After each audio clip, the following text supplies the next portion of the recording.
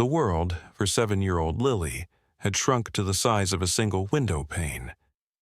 It was a grimy square of glass in their second-floor apartment, overlooking a parking lot that smelled of hot asphalt and old grease. Through it, she watched the comings and goings of a life she no longer felt part of. She saw children with scraped knees riding bicycles, mothers pushing strollers, and fathers coming home from work. And she saw them. The men on their motorcycles. They were a constant, a low rumble that vibrated through the floorboards and into the hollow spaces inside her chest. This afternoon, the air was thick and heavy, promising a storm that never seemed to arrive. Lily sat on the floor, her back against the cool plaster of the wall, a single red crayon in her hand. The crayon was worn down to a waxy nub, its paper peeling. She wasn't drawing. She was just holding it, the way a soldier might hold a weapon they don't know how to use. Her gaze was fixed on the man standing by their front door, Mr. Abernathy. He was talking to her mother, Sarah. His voice was a smooth, syrupy sound that always made the hairs on Lily's arms stand up. He was their landlord, a man the neighborhood considered a pillar of the community. He brought them groceries sometimes when her mother's cough was too bad for her to go out. He'd pat Lily on the head and tell her to be a good girl for her mama. But his smile never reached his eyes. His eyes were like the dull, flat stones she found by the creek, the ones that were cold even in the sun. "Just checking in, Sarah," he was saying, his hand resting on the doorframe, blocking the exit. "Making sure you two have everything you need." Lily's mother, frail and exhausted, leaned against the other side of the frame. "We're fine, Martin, thank you." Her voice was a whisper of its former self. "You look tired," he said, his voice dropping lower, more intimate. "It's a lot for you to handle on your own, a sick woman and a little girl." Lily squeezed the crayon. She knew what came next. He would offer to help. His help always came with a price she didn't understand, but felt in the pit of her stomach. It was the way he'd let his hand linger on her mother's shoulder, the way he'd look at Lily for a moment too long when he thought no one was watching, the way he'd given her a doll last week, its plastic eyes wide and vacant, and said, "This will be our little secret." She had hidden the doll in the bottom of the closet, buried under old blankets. She didn't want his secrets. Her mother was trying to close the door, a polite, weak pressure. "Really, we're okay. Lily and I are about to have dinner." Mr. Abernathy didn't move. He chuckled, a sound like dry leaves skittering across pavement. "Of course. I just wanted to mention the rent. It's the first tomorrow. I know things have been tight since—" He let the sentence hang in the air, a cruel, invisible weight. Since her father left, since her mother got sick. Lily saw her mother's shoulders slump. Defeat. It was a posture Lily knew well. That's when she saw them again, through the sliver of space between Mr. Abernathy's arm and the doorframe. The bikers. They were parked in their usual spot at the far end of the lot, their chrome engines catching the dying sun. There were 5 of them today. They weren't talking or laughing. They were just there, a silent council of leather and steel. One of them, the biggest one with a long gray beard, was looking in their direction. Not at the building, but right at their door. As if he could see through the wood. As if he could hear the poison in Mr. Abernathy's voice. Abernathy shifted his weight, his presence filling the small apartment with a cloying wrongness. "I can be very understanding, Sarah. We can work something out." A surge of something hot and unfamiliar rushed through Lily's small body. It wasn't just fear, it was anger. A tiny, fierce spark in the cold emptiness. She stood up, her small legs trembling. The red crayon was slick with sweat in her palm. She walked toward the door, her eyes locked on Mr. Abernathy's polished shoes. "Lily, go back to your room," her mother said, her voice strained, but Lily didn't stop. She reached the door and, without looking up, she did the only thing she could think of. She held out her hand, palm up, and opened her fingers. The stub of the red crayon lay there, a small, silent accusation. It was the same color as the little red bicycle painted on Mr. Abernathy's van, the van he'd told her never to talk about. The one he'd used to take another little girl from the park last month, a girl who hadn't come back. Lily had seen it. She had told her mother, but her mother had said she must have been dreaming. Mr. Abernathy was a good man. Mr. Abernathy's smile froze. His eyes, for the first time, flickered with genuine alarm. He looked down at the crayon, then at Lily, and his mask of kindness evaporated, replaced by a flash of cold fury. From across the lot, the big man with the gray beard straightened up. He said something to the man next to him, and in perfect, disciplined unison, 5 engines roared to life. The sound wasn't just loud, it was definitive. It was a full stop at the end of a very bad sentence. It ripped through the thick, stagnant air and shattered the fragile illusion of peace. Mr. Abernathy flinched, pulling his hand back from the door as if burned. He shot one last venomous look at Lily before turning and hurrying down the stairs, his confident stride now a panicked scuttle. The door clicked shut.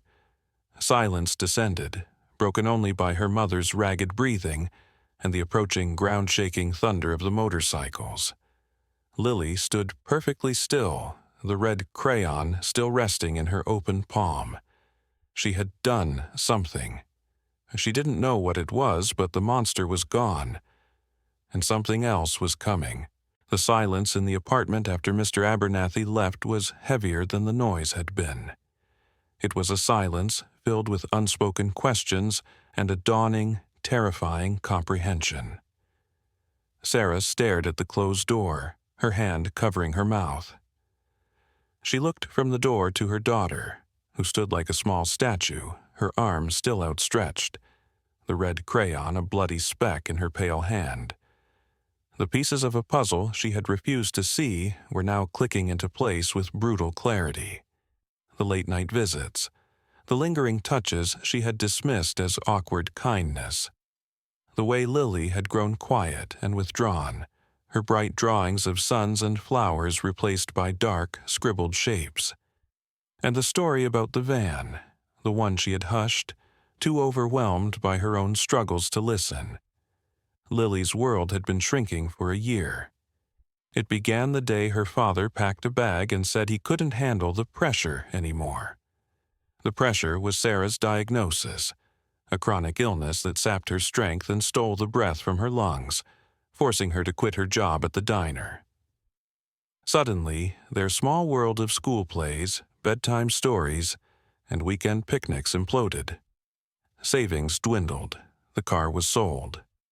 They moved into this cramped apartment, the cheapest they could find, in a building owned by the ever-so-helpful Martin Abernathy. At first, he had seemed like a godsend. He deferred their first month's rent. He'd bring by a bag of groceries, saying he'd bought too much. He'd fix a leaky faucet himself, telling Sarah to save her money. She had been so grateful, so desperate for a foothold in the quicksand of her life, that she had willfully ignored the small, discordant notes. She ignored the way he'd corner her in the hallway, his body a little too close, his questions a little too personal. She ignored the expensive doll he gave Lily, a gift far too extravagant for a simple landlord. When Lily had tried to tell her about the van, about seeing Mr. Abernathy talking to a crying little girl at the edge of the woods behind the park, Sarah had been in the middle of a bad spell. The fatigue was a lead blanket, and the fear of eviction was a constant ringing in her ears. "You have such an imagination, sweetie," she had said, her voice weak. "Mr. Abernathy is our friend. He helps us." She had taught her daughter that the world was unsafe, but that the danger was abstract, Illness, poverty, abandonment. She never imagined the monster would have a key to their building and a kind smile. She had forced her child into silence, not with threats, but with her own fragility. Lily, perceptive and fiercely protective of her weakened mother, had learned the lesson well. Don't cause trouble. Don't add to Mama's worries. So she had swallowed her fear, burying it deep inside. Her nightmares became her secrets. The red crayon became her only witness. It was the exact shade of the cheerful, hand-painted logo on Abernathy's work, van, a red bicycle that now seemed utterly sinister. Lily had seen that van parked near the woods the day 7-year-old Maya Peterson disappeared. The news reports had been everywhere. Police had no leads. Lily knew. But a 7-year-old's story, filtered through a sick mother's exhaustion, had gone nowhere. Until now. The rumble outside grew louder, a physical presence that made the windows vibrate. Sarah finally moved, kneeling in front of Lily, her hands trembling as she gently took the small crayon from her daughter's fingers. "Lily," she whispered, her voice cracking. "Tell me again. Tell me about the red bicycle." And Lily did. The words came out in a rush, a torrent of stored-up observations. She described the van, the logo, the scratch on its bumper. She described the way Mr. Abernathy had lured Maya away with the promise of a puppy. She described how he'd looked around, his friendly face turning hard and impatient when he thought no one could see. She had been hiding in the hollow of an old oak tree, a secret spot she never shared with anyone. She had seen it all. As Lily spoke, Sarah's heart broke and reformed into something harder, something fierce. The exhaustion and self-pity that had clouded her judgment burned away, replaced by a cold, clear rage.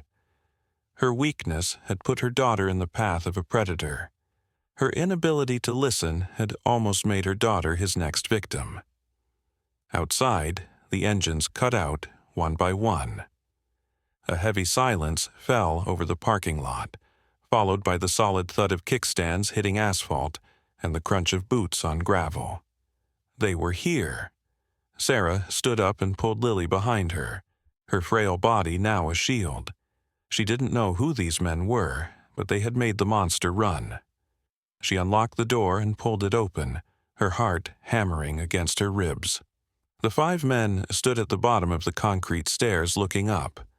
They were large, imposing figures in worn leather vests adorned with a patch, a stoic, carved face of stone, encircled by the words, "Stone Sentinels." They weren't looking at her with menace, but with a quiet, unnerving stillness. The man in the lead, the one with the gray beard, had eyes that were a startlingly clear blue, filled not with aggression, but with a profound, weary calm. He was the one who had been watching. Sarah took a deep breath, the air burning her lungs. She had no strength, no money, no influence. All she had was the terrifying truth her daughter had just given her. She looked at these strange, intimidating saviors, and with the last ounce of her will, she made a choice. "Please," she begged, her voice raw and desperate, the words tearing from her throat. "Please, protect my daughter." The man with the gray beard held her gaze for a long moment. He looked past her, his eyes finding Lily, who peeked out from behind her mother's legs. He saw the child's wide, frightened eyes, and the ghost of something unreadable passed over his face. He didn't offer empty platitudes or ask a dozen questions. He simply nodded, a short, decisive movement of his head.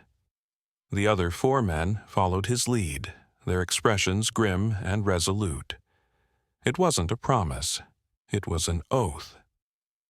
The Stone Sentinels Motorcycle Club was not what most people imagined. To the casual observer, they were just another group of grizzled men on loud machines, relics of a bygone era. But their vests, their bikes, and their brotherhood were bound by a code stricter than any corporate handbook or legal statute. Their clubhouse wasn't a den of vice. It was a meticulously organized garage and meeting hall on the industrial outskirts of town. The scent of oil, metal, and old leather hung in the air, a perfume of discipline. Tools were hung on pegboards in perfect silhouette. Floors were swept clean. The chrome on their bikes wasn't for show.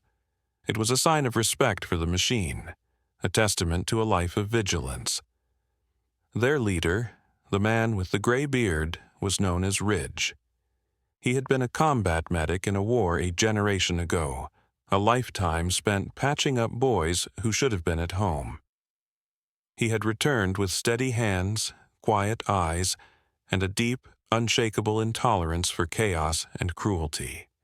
He had seen what happened when good people looked away. He had built the Sentinels not as an outlaw gang, but as a bulwark.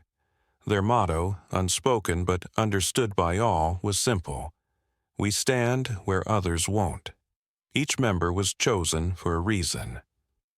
There was Bear, a mountain of a man who had once been a foster kid, bounced from one bad situation to another.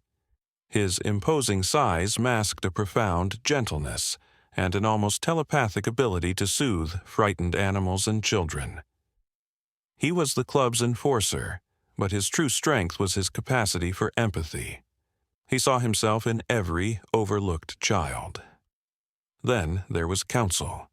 Sharp, articulate, and perpetually dressed in slightly cleaner leather, he had been a high-powered defense attorney until he'd had a crisis of conscience, walking away from a career defending wealthy monsters. He had found more justice in the Sentinels' simple code than in any courtroom. He was their strategist, their negotiator, their link to a legal world they instinctively distrusted. The other two men who had been there were Shepard, a former long-haul trucker who knew every back road and forgotten town within a 500-mile radius, and Ghost, a quiet, wiry man who could fix any engine and notice details no one else did. He was the one who had first pointed out Abernathy's odd behavior weeks ago, noting the landlord's too frequent, too late visits to the apartment of a sick single mother. The Sentinels operated on a currency of observation. They spent their days riding, working their day jobs as mechanics, carpenters, and security guards, and watching. They watched the rhythms of their town. They noticed the mailman who was always kind to the elderly woman on his route. They noticed the teenager who was being bullied at the bus stop. And they had noticed Martin Abernathy. They had noticed his predatory orbit around Sarah and Lily's apartment. They had cross-referenced his name with their informal network and heard whispers of other generous deeds toward vulnerable women in other towns. But they had nothing concrete until Lily's crayon. When Ridge saw the little girl stand up to the man who towered over her, offering that small piece of red wax, he understood instantly. It was a signal. A child's desperate attempt to communicate a truth she couldn't speak aloud. The roar of their engines wasn't a threat, it was an announcement. The time for watching was over. After Sarah's plea, Ridge didn't storm up the stairs. He held up a hand, and Bear and Counsel followed him, their steps heavy but measured. Shepard and Ghost remained below, their presence a silent perimeter. They were not vigilantes looking for a fight. They were protectors establishing a sanctuary. Ridge stopped a few feet from Sarah. "Ma'am," he said, his voice a low, gravelly rumble, respectful and calm. "My name is Ridge. This is Bear and Counsel. Can we come in? We're not here to cause trouble. We're here to listen." Sarah hesitated for only a second before stepping aside. The two men who entered with Ridge seemed to fill the tiny apartment, their leather-clad frames dwarfing the worn-out furniture. But they moved with a surprising grace, a consciousness of the small space. Bear immediately knelt down, not looking at Lily directly, but at a drawing taped to the wall, a lopsided house with a smiling sun. "That's a good sun," he said, his voice soft and deep. "It looks warm." Lily, who had been hiding behind her mother, peeked out. She looked at the giant man, at his kind eyes, and took a small step forward. Meanwhile, Council's sharp gaze swept the room, taking in the signs of poverty and illness. The pill bottles on the counter, the threadbare blanket on the sofa, the lack of fresh food in the small kitchen. He wasn't judging. He was assessing the battlefield. Ridge turned to Sarah. "You said to protect your daughter, from him, from Abernathy?" Sarah nodded, tears finally spilling over. "I didn't listen to her. She tried to tell me." "Tell us now," Ridge said gently. "Everything." And so, sitting at a wobbly kitchen table under the hum of a flickering fluorescent light, with two giant leather-clad men as her audience, Sarah recounted Lily's story. She told them about the van, the red bicycle logo, the scratch on the bumper. She told them about the day Maya Peterson went missing from the park. Counsel took out a small notepad and began to write, his questions precise and devoid of emotion. "The park? Which one?" "Miller's Creek Park, by the old oak tree." "The time?" "Around 4 in the afternoon. School had just let out." "Did Lily see anything else?" "The man's clothes? Did he have anything with him?" Sarah looked at Lily, who had crept closer to Bear and was now tracing the stitched eagle on his vest with her finger. "Sweetheart," Sarah asked softly, "what was Mr. Abernathy wearing that day?" Lily's voice was barely a whisper. "His work shirt, the blue one. It had his name on it, Martin." She paused, then added a detail that made Counsel's pen stop. "And he had a shovel, a little one, like for a garden. A small shovel, a detail never mentioned in the news. A detail that could have an innocent explanation or a horrifying one." Ridge looked at Counsel. Their eyes met, and a silent understanding passed between them. This was real. The child was not imagining things. She was a witness. "Okay," Ridge said, his voice steady, cutting through the fear in the room. "Here's what happens now. You and Lily are not staying here tonight. Bear is going to stay with you while you pack a bag, just the essentials. Counsel and I are going to make a phone call. Shepard and Ghost are outside. No one is getting in or out of this building without us knowing. Abernathy will not be back." He spoke with an absolute certainty that left no room for argument. For the first time in a year, Sarah felt the ground beneath her feet solidify. She wasn't alone anymore. She was surrounded by stone. The intersection of the stone sentinel's world and Lily's had been a long time coming. A slow convergence of shadow and light. It had been building for weeks in the quiet observations of Ghost, the uneasy feelings of Bear, and the growing file of circumstantial notes in Counsel's meticulous ledger. But the trigger, the moment the parallel lines finally crossed, was smaller than any of them could have imagined, a worn-down nub of red crayon. When Lily stepped forward, her small hand outstretched, it was an act of pure, uncalculated bravery. She didn't know the bikers were watching. She didn't know what they would do. She only knew that the suffocating presence of Mr. Abernathy had to be stopped.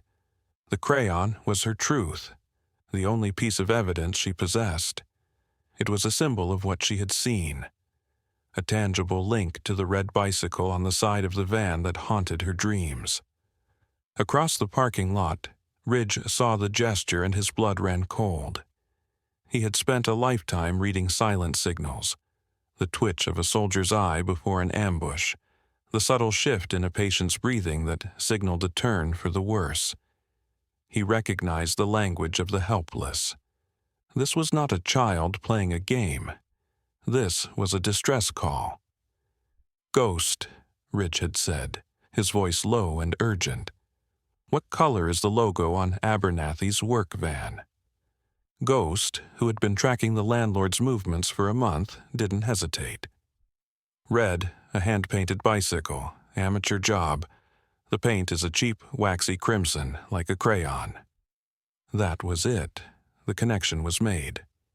Ridge's command, too, start the engines, was instinctual. A reflex honed by years of decisive action. The synchronized roar was a calculated display. It wasn't just noise. It was a sonic wall, a declaration of presence. It was designed to do exactly what it did, to startle Abernathy, to break his predatory focus, and to signal to him that he was no longer invisible. It told him, "We see you." As Abernathy scurried away, Ridge watched him go, memorizing his panicked gait. Fear made people clumsy. It made them make mistakes. Now, inside the cramped apartment, the trigger event had its aftershock. Lily's whispered words about the shovel landed in the quiet room with the force of a physical blow. A small, gardening shovel. It was a detail so specific, so mundane, it rang with terrifying authenticity. It wasn't the kind of thing a child would invent. Counsel closed his notebook. The police searched the woods behind the park, he said, more to himself than to anyone else. But they were looking for a missing girl, not a gravesite. They wouldn't have been looking for freshly turned earth in a flower bed or near the creek bank. Ridge's expression was grim. He wouldn't be stupid enough to do it close to the park entrance. He'd go deeper, somewhere overgrown. He turned to Sarah. Did Lily say where she was hiding? Exactly where? Sarah looked to her daughter. Lily, now feeling the protective warmth of Bear's massive presence beside her, pointed a small finger toward the window. The big tree, the one with the face. The face? Sarah asked, confused. It has a big hole in it, like a mouth, Lily explained. I hide in there. From there you can see the little path that goes down to the water. Shepard, the former trucker, would know that park like the back of his hand. He knew the official trails and the unofficial ones, the paths carved by teenagers and fishermen over decades, a hollow tree with a face. He would find it. Ridge pulled out his phone. He didn't call 911, not yet. Reporting a 7-year-old's memory, relayed by a motorcycle club, would be dismissed. They needed more than a story. They needed to give the police something they couldn't ignore. He dialed Shepard's number. Shepard, Miller's Creek Park. There's a hollow oak tree near the path to the water. The kid says it looks like it has a face. Find it. Ghost, you're with him. You're not looking for the girl. You're looking for disturbed ground. Anything that looks like someone was digging. Use the small flashlights, don't touch anything, just mark the spot and call me back. The order was given with quiet authority. There was no discussion. The trigger had set the machine in motion. While Shepard and Ghost headed for the park, Ridge turned his attention back to the immediate problem. Counsel, call Detective Harding. Detective Frank Harding was a burnt-out, honest cop. A man the Sentinels had crossed paths with before on a case involving an abusive slumlord. Harding initially despised their methods but had come to respect their results. He didn't like them, but he trusted their information. Counsel stepped into the hallway to make the call. Frank, it's me. Yeah, I know what time it is. Listen, I have credible witness information on the Maya Peterson case. No, I can't tell you the source over the phone. Not yet, but I'm about to give you a location to search, a specific one. It's a potential recovery scene, because my source saw the perpetrator with a shovel. Just listen. Miller's Creek Park. We're sending you precise coordinates in 5 minutes. Bring a forensics team. And Frank, Counsel's voice lowered. The suspect is Martin Abernathy. There was a long pause on the other end of the line. Abernathy was a contributor to the Policeman's Ball. He sponsored a Little League team. He was untouchable. "You'd better be damn sure about this." Harding's voice crackled through the phone. "I am," Counsel said, and hung up. The plan was in motion. It was a delicate, multi-pronged operation. Shepard and Ghost were the scouts, finding the location. Counsel was the bridge to the official system, activating a trusted ally. Bear was the guardian, creating a haven of safety for Lily, and Ridge was the commander, coordinating it all. Back in the apartment, Bear helped Sarah pack a small duffel bag with clothes for her and Lily, a toothbrush, and Lily's favorite stuffed rabbit. He moved with a quiet efficiency that was calming. When Lily started to cry, overwhelmed by the sudden upheaval, Bear didn't offer empty words. He simply sat on the floor beside her and started humming, a low, rumbling tune that vibrated through the floorboards, a comforting echo of the engines that had saved them. The trigger event had been a single, courageous act, but it had landed in a network painstakingly built for this exact purpose. It was a spark hitting a perfectly laid line of gunpowder. The quiet life of Martin Abernathy was about to be ripped apart, and it all started because a little girl, armed with nothing but a red crayon, refused to be silent anymore. The confrontation, when it came, was not a brawl in a dusty parking lot. It was a slow, suffocating constriction of truth. Ridge knew that raw force would be counterproductive. Abernathy's power was built on his public image of respectability. The way to defeat him was not to shatter that image with violence, but to let it crumble under the weight of his own lies. The next morning, Abernathy arrived at his small, tidy real estate office on Main Street feeling rattled but confident. The bikers had been a bizarre, unsettling anomaly, but they were gone. The sick woman and her imaginative child were powerless. He'd start the eviction process today. That would silence them for good. He unlocked the glass door, whistling a cheerful tune, ready to begin his day of managing properties and grooming his public persona. He stopped dead in the doorway. Sitting in the two visitor chairs in front of his desk were Ridge and Counsel. They were not wearing their club vests, but simple, dark jackets. They looked less like bikers and more like stone-faced auditors. They were perfectly still, and their silence was more intimidating than any threat.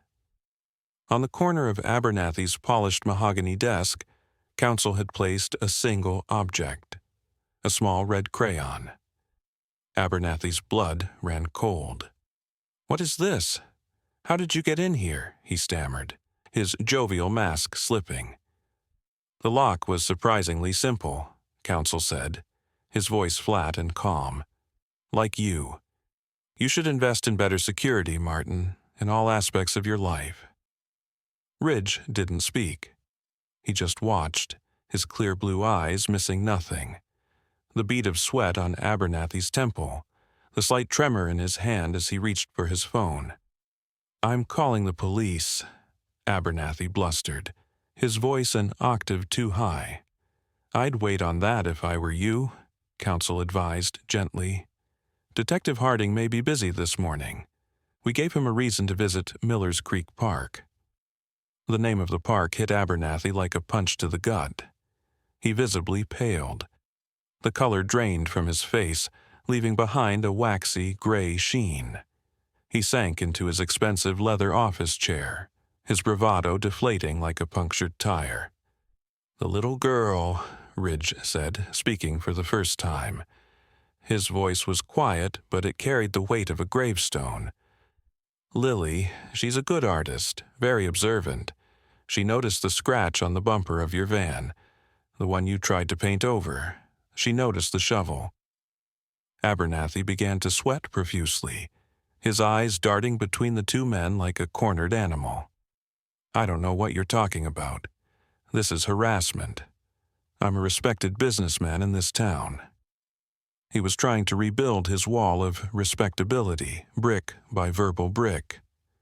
"Respect is earned, Martin," Counsel said, leaning forward slightly, It isn't a shield to hide behind. We know about the family in Westgate. The single mother you helped with her rent until she filed a restraining order. We know about the waitress in Brighton you harassed until she quit her job. You have a pattern. You prey on women you perceive as weak, women who won't be believed. But you made a mistake with Sarah. You underestimated her child. Every word was a carefully placed stone, adding pressure, constricting his space to lie. Abernathy's facade was cracking, revealing the panicked monster beneath. He abandoned denial and switched to threats. You have no proof. This is slander. I'll sue you. I'll ruin you. Who is a judge going to believe? Me or a pack of degenerate thugs? Ridge leaned back in his chair, a look of profound disappointment on his face. We aren't the ones you have to convince, he said calmly. We're just here to let you know that the time for hiding is over. We see you, and soon everyone will. As if on cue, a police car pulled up across the street. Detective Harding got out. He didn't look toward Abernathy's office. Instead, he began talking to the owner of the bakery next door. Then he went to the bookstore across the way. He was starting his canvas, asking questions, showing Abernathy's picture. The circle was tightening. Abernathy watched, mesmerized with horror. The public world he had so carefully cultivated was now turning into a cage. The neighbors and fellow business owners he had charmed for years were now potential witnesses against him. "What do you want?" Abernathy finally whispered, his voice hoarse. "Money?" Counsel almost laughed. The sound was dry and humorless. "Money? That's the only language you understand, isn't it?" "No, Martin, we don't want anything from you. We're just delivering a message from Lily." Ridge stood up, his large frame blocking the light from the window. He leaned over the desk, his hands planted firmly on the polished wood. He didn't raise his voice. He didn't have to. His presence was absolute. "You took one child's life," he said, his voice a low, dangerous growl, "and you tried to poison another's. There is no corner of the world you can run to where we won't find you. The law will deal with your body, but we will deal with your legacy. We will make sure everyone knows exactly what you are. Your name will be a warning, that's our promise." Ridge straightened up and walked to the door. Counsel followed, pausing to pick up the red crayon. He held it up for Abernathy to see one last time. "Evidence," he said simply, before dropping it into his pocket. They left as quietly as they had arrived. Abernathy sat alone in his office, the silence ringing in his ears. He was a man who thrived in the shadows of others' trust. The sentinels had not come to fight him. They had come to turn on the lights. He looked out the window. Detective Harding was now walking toward his office, his expression grim. The immovable object had met an irresistible force, and the truth was beginning to surface. The confrontation was over. The reckoning had just begun. The foundation of justice is evidence, and the sentinels knew that a child's testimony, while powerful, was fragile. It needed to be buttressed with cold, hard facts. While Ridge and counsel confronted Abernathy, the other members of the club were methodically transforming Lily's memories into a prosecutable case. Shepard and Ghost had reached Miller's Creek Park under the cover of pre-dawn darkness. Shepard, with his encyclopedic knowledge of the local terrain, found the hollow oak tree with the face in under 20 minutes. It was set back from the main trail, hidden by a thicket of overgrown rhododendrons, a perfect secret hiding place for a child, and a perfect vantage point. From inside the tree's hollow, the unofficial fisherman's path leading down to the creek was clearly visible. "This is it," Shepard murmured into his phone to Ridge. "The kid wasn't exaggerating. You can see everything from here." Ghost, meanwhile, did what he did best. He became invisible and observed. He didn't trample through the woods. He moved along the edges, his eyes scanning the ground, not for a large, obvious disturbance, but for something small and out of place. He found it 50 yards down the path, near a cluster of ferns by the water's edge. The soil was darker, more loosely packed than the surrounding earth. A few of the fern fronds were broken and wilted, and a small non-native wildflower had been recently uprooted and discarded. To a casual hiker, it was nothing. To Ghost's trained eye, it was a scar on the landscape. He took a photo with his phone, geotagging the location, and sent it to counsel, who immediately forwarded it to Detective Harding with a simple message: X marks the spot. When Harding and his forensic team arrived an hour later, they were met not by a gang of bikers but by a precise digital map. Harding, though still skeptical, couldn't ignore the specificity of the tip. He ordered his team to start a careful excavation of the area Ghost had marked. While the police dug, other allies began to emerge, activated by the turning of institutional gears. Counsel had also made a call to a former colleague who now worked for Child Protective Services, a woman named Maria Sanchez. He gave her the broad strokes, emphasizing that the child and her mother were in a safe, undisclosed location but would need official support. Maria, who knew Counsel's reputation for integrity, immediately opened a file and flagged the case as high priority. The most crucial ally, however, turned out to be Lily's first-grade teacher, a woman named Mrs. Gable. She was a veteran teacher with 30 years of experience, and she had been worried about Lily for months. She had noticed the change in her student, from a bright, engaged child to a quiet, anxious one. Her drawings had become darker, and she had stopped volunteering to read aloud. Mrs. Gable had filed 2 separate reports with the school counselor expressing her concerns, but with Sarah's illness cited as the primary cause of stress at home, they had been filed away as a family issue. When Detective Harding, acting on Counsel's suggestion, showed up at her school, Mrs. Gable felt a surge of validation and guilt. "I knew something was wrong," she said, her voice trembling with emotion as she sat with Harding in the principal's office. "That man, Mr. Abernathy, he started showing up at dismissal time.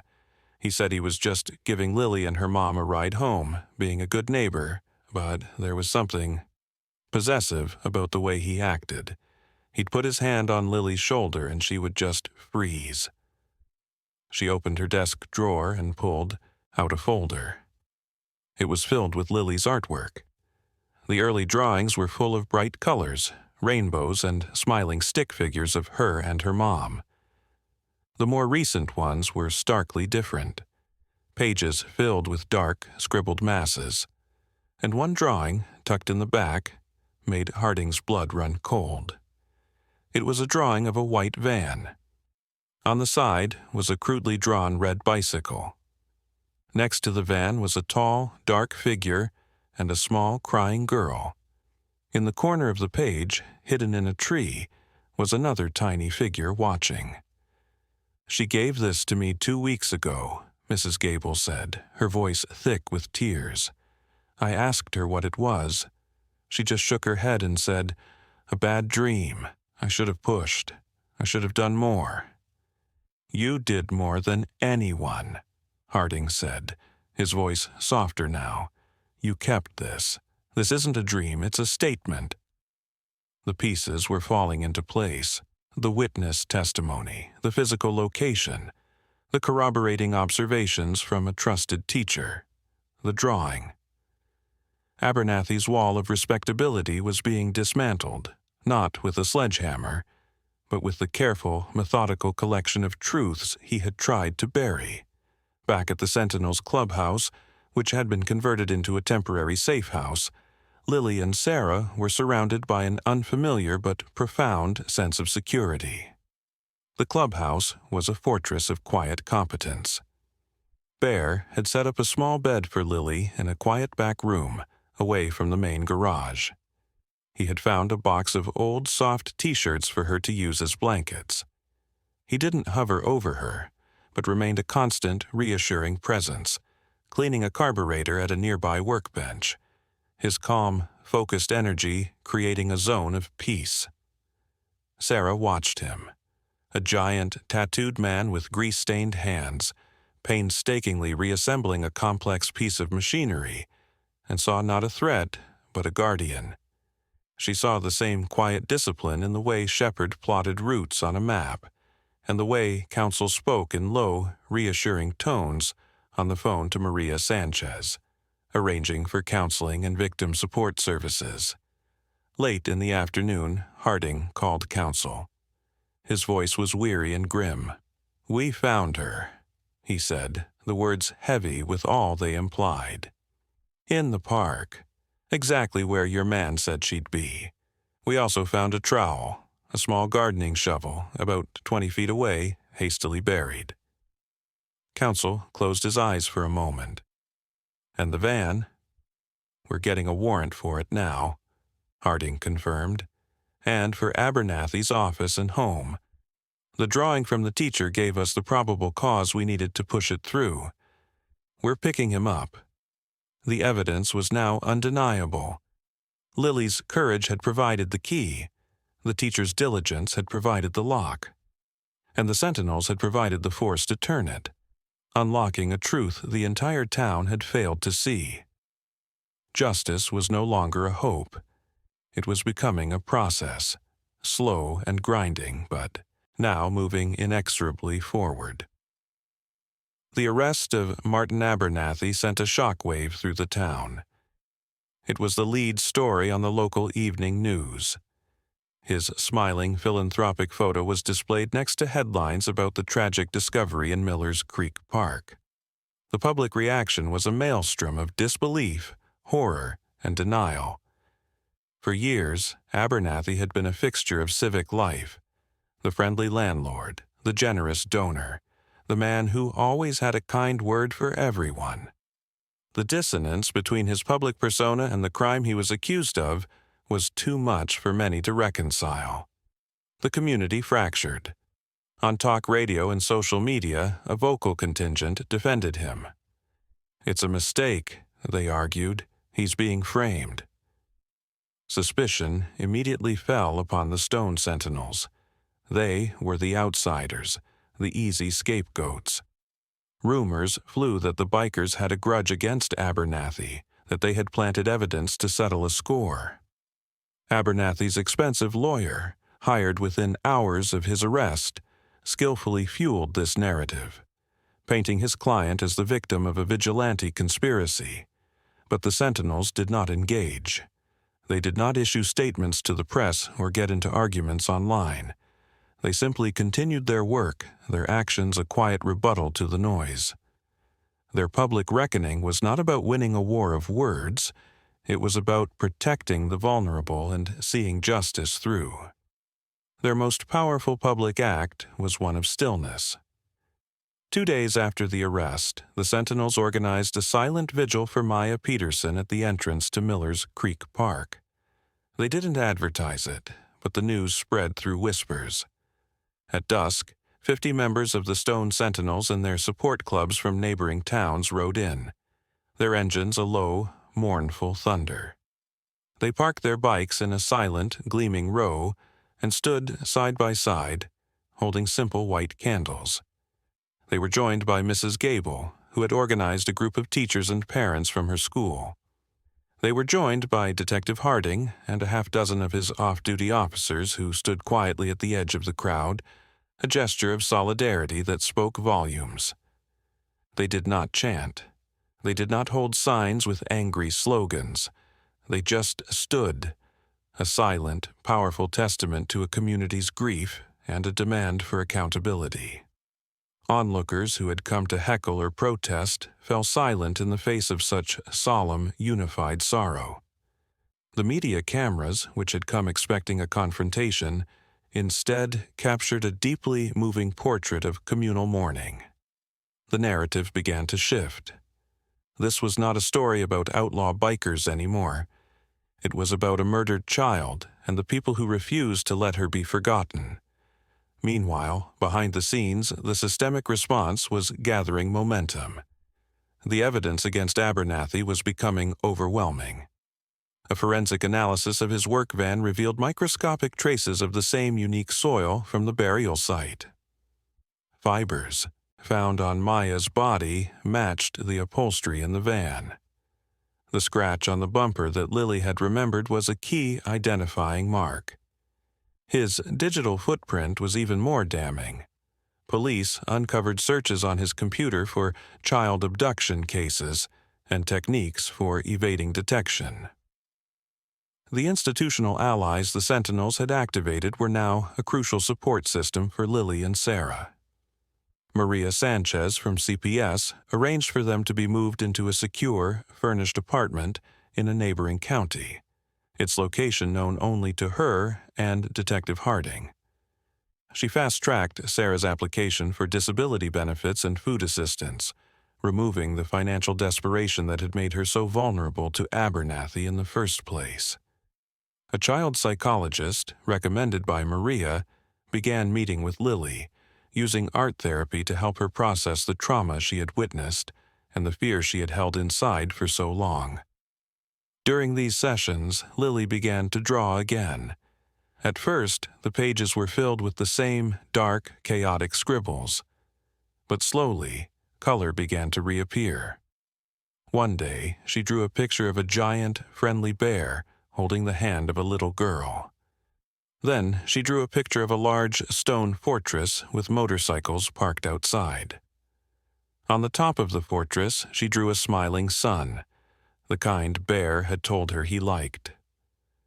She was rebuilding her world, replacing the images of fear with symbols of protection. The public reckoning culminated in Abernathy's arraignment. The courtroom was packed. On one side sat Abernathy's supporters, a collection of well-dressed business associates and neighbors still clinging to the fiction of his goodness. On the other side sat Maya Peterson's devastated family, and in the back, filling 3 entire rows, sat the Stone Sentinels. They wore their clean club vests, their stone-faced patches a silent statement. They were not there to intimidate, they were there to bear witness. Their presence was a quiet, unyielding promise that the truth would be heard. When the prosecutor read the list of charges, a grim silence fell over the room. When the judge denied bail, citing the overwhelming evidence and the flight risk, a collective gasp went through the gallery. The mask was gone. The monster stood revealed. The public reckoning was complete. The system, once blind, was now forced to see. The wheels of justice turned slowly, but for Martin Abernathy they ground exceedingly fine. The trial was a formality, a public airing of a conclusion that was already foregone. The mountain of evidence, the forensic data from the van, the soil analysis, Abernathy's digital history, and the damning drawing from Mrs. Gable's classroom was insurmountable. The most powerful moment, however, came from Lily. The prosecution, guided by the child psychologist and counsel, arranged for her to give her testimony via closed-circuit television from a quiet room adjacent to the courtroom. She would not have to face Abernathy directly. The room was decorated to look like a small library, with comfortable chairs and bookshelves. The only people in the room with her were the psychologist, a gentle female prosecutor, and, standing quietly by the door, Bear. He had insisted on being there, not as a threat, but as a familiar, grounding presence. He had worn a plain jacket, but Lily knew who he was. Before she began, she had walked over and placed her small hand in his large one for just a second. It was all the reassurance she needed. Speaking in a clear, soft voice, Lily recounted what she had seen from her hiding spot in the hollow tree. She didn't cry or hesitate. She described the events with the simple, unadorned clarity of a child who is telling the truth. She described the red bicycle on the van. She described the blue work shirt with Martin stitched on the pocket. She described the little girl's pink backpack, and she described the small shovel. When the prosecutor asked her why she hadn't told anyone sooner, Lily looked directly at the camera. "I was scared," she said, "and my mama was sick. I didn't want to make her sadder." Then she added, her voice dropping to a whisper, "And grown-ups don't always listen." In the courtroom, a heavy silence fell. Every person in that room, the judge, the jury, the reporters, even Abernathy's own lawyer, felt the profound weight of that simple statement. It was an indictment not just of one man, but of an entire world of adult distraction and disbelief. The jury took less than an hour to convict him on all charges. The judge, a stern woman known for her tough sentences, delivered the verdict with undisguised contempt for the defendant. Martin Abernathy was sentenced to life in prison without the possibility of parole. As he was led away in handcuffs, his face ashen and defeated, his eyes scanned the gallery. He wasn't looking at his former friends or the grieving family of his victim. He was looking at the back rows, at the silent council of leather and steel. Ridge met his gaze, his expression unchanging, and gave a single, almost imperceptible nod. Promise kept. The delivery of justice, however, was not the end of the story. It was the beginning of the legacy. Nay, the Sentinels and their newfound allies were determined that the tragedy of Maya Peterson and the terror of Lily would not be in vain. They set out to forge permanent change from the fires of the crisis. Council, working with Detective Harding and a motivated town council, began to draft what became known locally as the Lily and Maya Law. It was a series of municipal ordinances aimed at closing the loopholes Abernathy had so expertly exploited. The first part mandated stringent, comprehensive background checks for all property owners and managers of rental units, specifically looking for any history of harassment or domestic complaints, not just criminal convictions. The second part overhauled the reporting system in the local school district.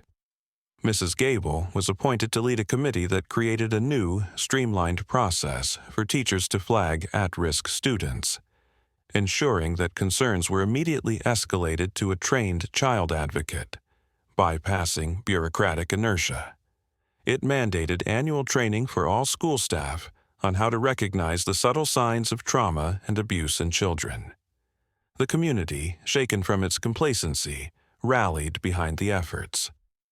The fund that had been started to help Lily and Sarah was expanded into a permanent community resource, the Sentinel Fund for Families, overseen by Maria Sanchez and a board of community leaders. It provided emergency financial assistance, legal aid, and counseling services to any vulnerable family in crisis, ensuring that no one else would be forced into a position of dependence on a predator. The Sentinel's clubhouse, once a place of mystery and suspicion for the town, transformed. They began hosting a monthly community barbecue, opening their doors and inviting families. They started a free Bike Maintenance 101 workshop for teenagers, teaching them responsibility and a useful skill. Bear, discovering a talent for it, began volunteering with the local animal shelter, his calming presence helping to socialize frightened dogs, making them more adoptable. The image of the gruff, intimidating biker club was slowly replaced by one of quiet, reliable community stewardship. They were still guardians, but now the whole town knew it. The most significant ripple effect was a cultural one. The story of the red crayon became a local legend, a parable taught to children and adults alike about the importance of paying attention, of listening to the quietest voices, and of the courage it takes to speak truth to power. The phrase, "a red crayon moment," entered the town's vocabulary, shorthand for a small detail that reveals a larger hidden truth. People started looking out for each other more, noticing the mail piling up at an elderly neighbor's house, asking if the single mom down the street needed help with groceries, creating the kind of informal, vigilant community that Abernathy had thrived in the absence of. The world was safer, not just because a monster was caged, but because a community had learned to open its eyes. Months bled into a year. The seasons turned. The raw wound on the town began to scar over, leaving behind a legacy of strength and reform. For Lily and Sarah, life had been completely remade. They never returned to the grim apartment overlooking the parking lot. The Sentinel Fund had helped them secure a small sunny house with a little backyard on a quiet street in a new town. Sarah's health, free from the constant stress and fear, had stabilized. She found a part-time job working from home, and the color returned to her cheeks. She was no longer a ghost in her own life. Lily thrived. The quiet, anxious child blossomed. She was a leader in her new class, the first to volunteer, the first to befriend a lonely classmate. Her nightmares faded, replaced by dreams of flying. Her artwork covered the walls of their new home, a riot of color and life. There were no more dark scribbles, only vibrant suns, sprawling green trees, and smiling faces. She had a new favorite subject to draw: motorcycles. Sleek, powerful machines, always depicted riding under a bright, protective sun. The Stone Sentinels remained a part of their lives, a chosen family bound by more than blood. They never crowded them, but their presence was a constant, steady support. Once a month, a small group of them, usually Ridge Bear and Council, would ride out to their new town. They wouldn't come to the house, respecting their privacy. Instead, they would park at the end of the block, by the little neighborhood park. Lily would see them from her window, the familiar glint of chrome in the afternoon light. She and Sarah would walk out to meet them. Sarah would talk with Ridge and Council, updating them on their lives, her voice strong and clear. Lily would run straight to Bear, who would lift her up and place her on the seat of his massive bike, her small hands gripping the handlebars, her face lit with pure joy. On one of these visits, a warm autumn afternoon, Lily brought something with her. It was a framed drawing. It was a picture of a large stone fortress. Inside the fortress walls, a woman and a little girl were planting flowers in a garden. Outside the walls, a line of motorcycles stood guard, their headlights like bright, watchful eyes. In the sky above, she had drawn a dozen smiling suns. She had signed it at the bottom in her best printing, "For my Sentinels." She handed it to Ridge. The big man, who had faced down death and depravity without flinching, looked at the drawing, and his famously stoic expression softened. A rare, gentle smile touched his lips. He held the drawing with a reverence usually reserved for a sacred text.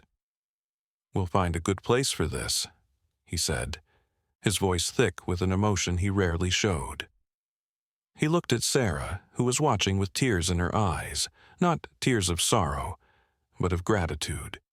He looked at Lily, beaming with pride, her feet dangling happily as she sat on Bear's bike. His gaze was full of a quiet, fierce pride. Later that evening, back at the clubhouse, Ridge carefully hung the framed drawing on the wall in their main meeting room. He placed it right next to their club's charter, in the place of highest honor. It became a new symbol for them, a permanent reminder of their code. It was a testament to the fact that true strength is not measured by the noise you make or the fear you inspire, but by who you choose to protect. It was a promise kept. The Sentinels geared up for their nightly ride, the familiar ritual of zipping leather and buckling helmets. As they rolled out of the garage, the setting sun caught the chrome of their engines, sending a flash of light across the new drawing on the wall. The rumble of their bikes filled the evening air, a sound that no longer felt like a threat to the town, but like a heartbeat. It was the sound of vigilance. It was the sound of protection. The Brotherhood rode on under a sky full of stars, their promise echoing in the steady, powerful rhythm of their engines, leaving behind a world made a little safer, a little brighter, because they had stopped and they had listened.